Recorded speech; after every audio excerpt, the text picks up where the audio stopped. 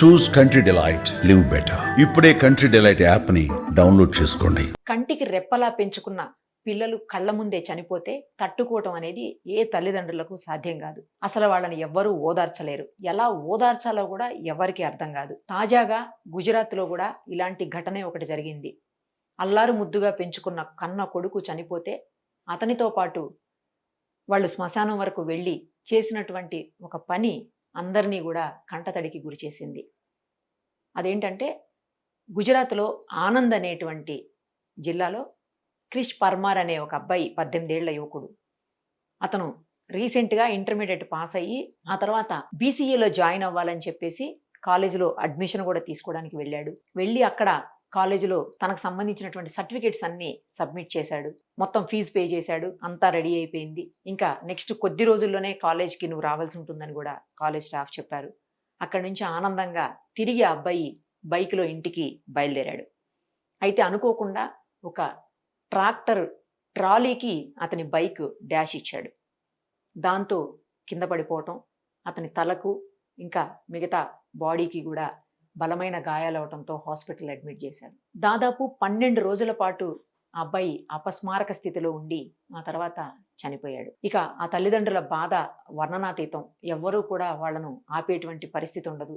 ఎందుకంటే అల్లారు ముద్దుగా పెంచుకున్నటువంటి కొడుకు కళ్ళ ముందే చనిపోతే ఎవరు మాత్రం తట్టుకోగలుగుతారు? అందులోనూ ఆ వయసుకు వచ్చిన తర్వాత కొద్ది రోజుల్లోనే మంచి కోర్స్ చదివి మంచి జాబ్ సంపాదించుకొని వాళ్ళని పోషిస్తాడు అనుకున్నటువంటి సమయంలో ఇలా జరిగితే, కొడుకు తనకి తలకొరివి పెట్టాల్సిన సమయంలో ఆయనే కొడుక్కి తలకొరివి పెడితే ఎలా ఉంటుంది ఆ బాధ అనేది ఆ పడిన వాళ్ళకే తెలుస్తుంది. అయితే ఆ తర్వాత అతన్ని శ్మశానానికి తీసుకువెళ్ళాక ఆ తల్లిదండ్రులు చేసినటువంటి పని చూసి అందరూ కూడా కంటతడి పెట్టుకుని బాధపడని వాళ్ళంటూ లేరు అంటే గత్యయుక్తి కాదేమో. ఎందుకంటే ఆ అబ్బాయికి ఆ ఒక బైక్ అంటే చాలా ఇష్టమంట.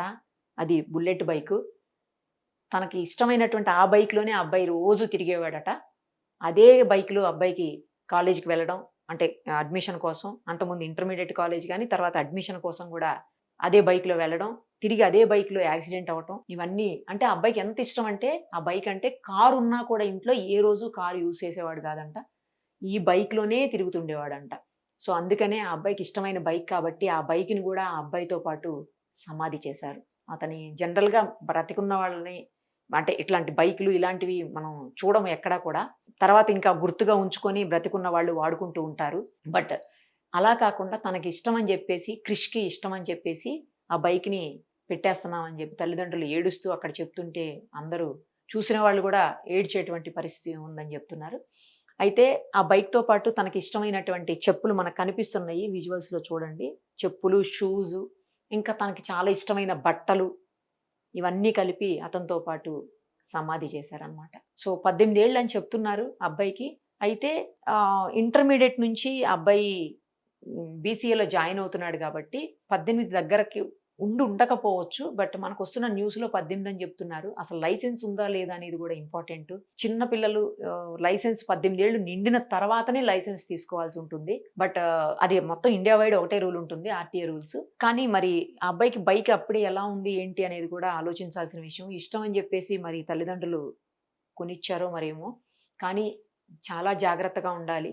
ఎందుకంటే బైక్ వెళ్ళి అక్కడ ట్రాలీకి లేదా ట్రాక్టర్కు డాష్ ఇచ్చినా, లేదు ట్రాక్టర్ ట్రాలీ వచ్చి బైక్కి డాష్ ఇచ్చినా కూడా యాక్సిడెంట్, ప్రమాదం పెద్దగా జరిగేది మాత్రం బైక్ రైడ్ చేసేటువంటి వాళ్ళకే. సో అలాగే ఆ క్రిష్కి కూడా దెబ్బ తాకింది. సో నడిపేటప్పుడు జాగ్రత్తగా ఉండాలి. సేమ్ టైము పిల్లలకి బైక్లు ఇచ్చేటప్పుడు కూడా మనం చాలా కేసెస్లో చూస్తున్నాము, తలకి హెల్మెట్ వేసుకోలేదని చెప్పేసి. హెల్మెట్ గురించి ఎంతగా పోలీసులు, ట్రాఫిక్ వాళ్ళు లేదా ఆర్టీఓ వాళ్ళు ఎంత అవేర్ చేస్తున్నప్పటికీ కూడా ఇంకా ఇప్పటికీ హెల్మెట్ లేకుండానే తిరిగే వాళ్ళని మనం చూస్తుంటాము. చలాన్లు పడుతున్నా కూడా కడుతుంటారు, తిరుగుతుంటారు మళ్ళీ. సో అది పెట్టుకోకపోవటం వల్లే తలకి బలమైన గాయాలయ్యి చనిపోయే ఘటనలు ఎన్నో చూస్తున్నాం మనకు. రోడ్డు ప్రమాదాల్లో ఎంతోమంది చనిపోతుంటారు రోజు కూడా. సో మినిమం కొంచెమైనా జాగ్రత్తలు తీసుకుంటే ఇలాంటి ప్రమాదాల నుంచి అవాయిడ్ అవ్వచ్చు. ముఖ్యంగా లైసెన్స్ అనేది, ఎందుకంటే 18 ఇయర్స్ ఫినిష్ అయితేనే వాళ్ళు అన్ని రకాలుగా రోడ్ రూల్స్ తెలుసుకోగలుగుతారు, ట్రాఫిక్ రూల్స్ తెలుసుకోగలుగుతారు, బైక్ని ఎలా రైడ్ చేయాలో తెలుస్తుంది. అలాగే ఏ వెహికల్ ఎటు నుంచి వచ్చి డాష్ ఇచ్చే అవకాశం ఉంటుంది, లేకపోతే మనం ఏ స్పీడ్లో వెళ్తే వేరే వెహికల్కి తగిలించకుండా వెళ్తాము, యాక్సిడెంట్ చేయకుండా ఉంటాము, ఇవన్నీ తెలియాలంటే కనీసం మేజర్ అవ్వాలి. అందుకోసమే అప్పుడు లైసెన్స్‌కి ఎలిజిబుల్ అని చెప్పేసి రూల్స్ పెట్టారు. సో, వాటన్నిటిని పర్ఫెక్ట్‌గా ఫాలో చేయాల్సిన అవసరం ఉంటుంది. అప్పుడు ఇలాంటి ప్రమాదాల నుంచి బయటపడొచ్చు. అసలు బయట కాదు, అసలు ఫస్ట్ ఇలాంటి ప్రమాదాలు బారిన పడకుండా ఉండొచ్చు. తల్లిదండ్రులకి ఆ గర్భశోకాన్ని, ఆ శోక సంద్రంలో ముంచకుండా హ్యాపీగా లైఫ్‌ని లీడ్ చేసే అవకాశం ఉంటుంది. కానీ ఆళ్ళ తల్లిదండ్రులు, క్రిష్ వాళ్ళ తల్లిదండ్రులు చేసిన పనైతే మాత్రం నెటిజన్‌లు గూడా ఆశ్చర్యపోతూ బాధపడేటువంటి సందర్భం. చాలామంది నెటిజన్స్ కామెంట్స్ చేస్తున్నారు. ఇది ఇది అత్యంత బాధాకరమైన సంఘటన అని జెప్పేసి. నిజంగానే కళ్ళ ముందే చనిపోయినటువంటి కొడుకు తనకిష్టమైన బైకు, తనకిష్టమైన వస్తువుల్ని సమాధిలో పెట్టేసి చేయటం అనేది నిజంగా ఎంత బాధాకరమైన విషయమో అది పడే వాళ్ళకే తెలుస్తది. ఎనీహౌ ఎవరైతే బైకులు రైడ్ చేస్తారో, బైకులు ఇష్టపడతారో వాళ్ళందరూ గూడా కరెక్ట్ ఏజ్ లిమిట్ వచ్చే వరకు నడిపించకండి. ఇష్టపడినా సరే, కొని పెట్టుకున్నా సరే వాటిని నడిపించకండి. మీకు లైసెన్స్ వచ్చిన తర్వాతనే పూర్తి స్థాయిలో మీకు దాని మీద గ్రిప్ వచ్చిన తర్వాతనే నడిపించండి. కానీ నడిపించేటప్పుడు గూడా ప్రతి క్షణం అలర్ట్‌గా ఉండాలి. 2 వీలర్స్ ఆళ్ళు ముఖ్యంగా. ఇదే కార్ అనుకోండి, 4 వీలర్ అనుకోండి, ఎక్కడో చోట అటో ఇటో ఎక్కడో చోట తగులుతుంది. ట్రాఫిక్‌లో ఎళ్ళేటప్పుడు. హైవేలో ఎళ్ళేటప్పుడు అయితే చెప్పలేం గానీ, నార్మల్ ట్రాఫిక్‌లో అయితే చిన్న చిన్న దెబ్బలు తగులుతాయి. కారుకు తగులుతాయి, మనుషులకు తగలదు. కానీ 2 వీలర్ అయినప్పుడు నార్మల్ రోడ్స్ అయినా, హైవేలో ఎలాగో 2 వీలర్ మీద వెళ్ళరనుకోండి, బట్ తక్కువ వెళ్ళేది. సో, నార్మల్ రోడ్స్‌లో మాత్రం వెళ్ళేటప్పుడు బైక్‌లో చాలా జాగ్రత్తగా ఉండాలి.